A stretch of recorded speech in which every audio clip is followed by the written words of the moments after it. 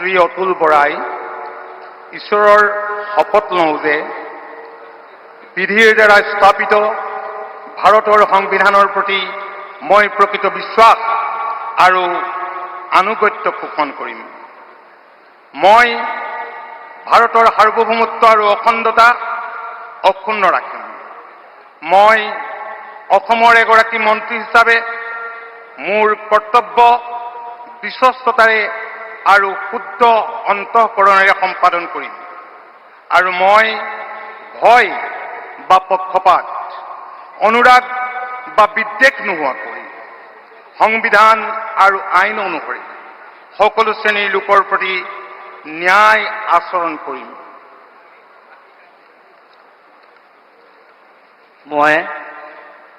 মই শ্ৰী অতুল বৰাই ঈশ্বৰৰ নামত শপত লওঁ যে অসমৰ এগৰাকী মন্ত্ৰী হিচাপে মোৰ কৰ্তব্যৰ যথাযথ সম্পাদনৰ বাবে আৱশ্যক হোৱাৰ বাহিৰে মই এনে বিষয় যি অসমৰ এগৰাকী মন্ত্ৰী হিচাপে মোৰ বিবেচনাৰ বাবে অনা হ'ব বা মোৰ জ্ঞাত হ'ব তেনে বিষয় মই কোনো ব্যক্তি বা ব্যক্তিসমূহৰ ওচৰত প্ৰত্যক্ষ বা পৰোক্ষভাৱে অৱগত বা প্ৰকাশ নকৰিম।